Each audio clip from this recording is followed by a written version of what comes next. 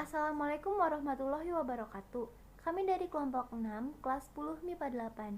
Di sini kami membuat video presentasi secara daring atau online mengenai corak kehidupan masyarakat pada masa praaksara yang ditinjau berdasarkan teknologi. Sebelum itu, perkenalkan, nama saya Zahra Khairani. Di sini saya akan menjelaskan tentang pengertian masa praaksara.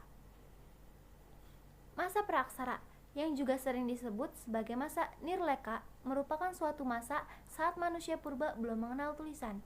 Seluruh dunia memiliki masa praaksara yang berbeda-beda antara satu tempat dengan tempat yang lainnya. Sebutan masa praaksara ada untuk menggantikan masa prasejarah yang dirasa kurang tepat, karena meskipun belum mengenal tulisan, manusia purba yang hidup pada masa tersebut sudah memiliki sejarah serta telah menghasilkan kebudayaan meskipun belum diketahui secara pasti dan belum juga bisa dibuktikan. Namun yang pasti, pada masa praaksara dimulai sejak manusia purba mulai terdapat di muka bumi ini.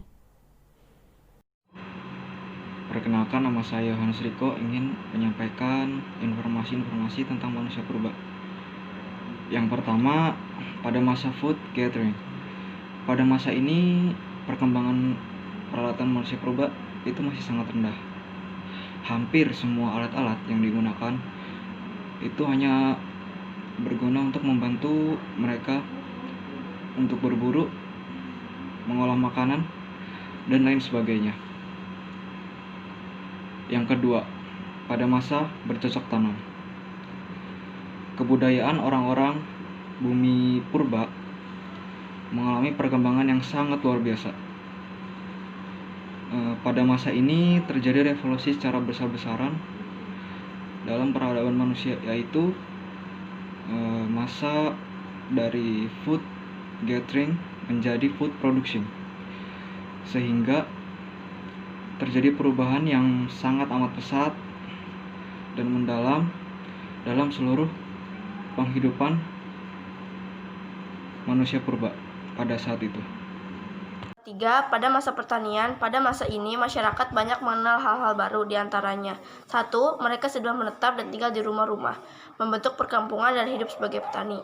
Kedua, mereka telah mengenal musim sehingga dapat dipastikan mereka telah menguasai ilmu perbintangan.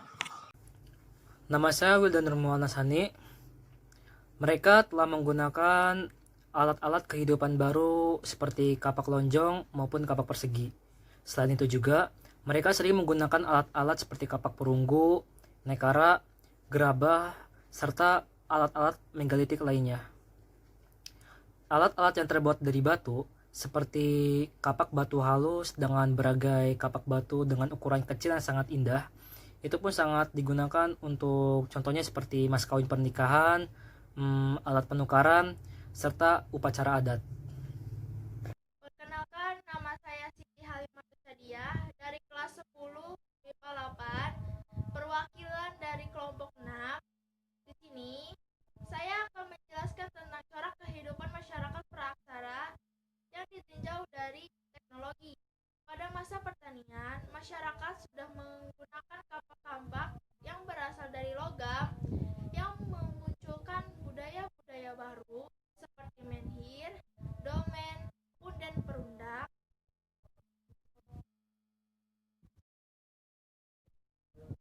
panusa, dan lain-lain. Masyarakat juga sudah menggunakan alat-alat yang dibuat dari tanah liat yang berhubungan sangat erat dengan proses kimia seperti proses pencampuran tanah liat, penjemuran, dan pemanasan, proses pemanasannya. Gerabah pada saat itu sudah dibuat dengan warna-warni dan beragam hiasan, seperti hiasan yang terbuat dari kain anyaman yang menunjukkan bahwa nenek moyang kita telah mengenal tulisan. Perkenalkan, nama saya Tara Rizadila dari kelas 10 MIPA 8. Teknologi pada masa perundingan. 1. Teknologi dapat dilihat dari pembuatan alat-alat pada masa itu. Terlebih lagi, Teknologi juga dapat terlihat pada masa penggunaan alat-alat dari logam. Hal ini disebabkan karena teknik yang digunakan untuk membuat alat-alat dari logam tersebut diadopsi dari teknik pembuatan alat logam di bagian Cina. 2. Logam digunakan sebab penggunaan alat bercocok tanam menggunakan logam lebih efisien. Selain itu, logam juga memiliki nilai karakteristik yang tinggi jika dibandingkan dengan penggunaan alat dari batu. Perkenalkan, nama saya Siva Putri Delani dari 10 MIPA 8 dari kelompok 6. 3. Zaman logam disebut juga zaman perundangan di mana masyarakat telah mampu membuat peralatan dengan teknologi sederhana dan bahan baku logam. Sekian video presentasi dari kelompok kami, kurang lebihnya mohon maaf. Wassalamualaikum warahmatullahi wabarakatuh.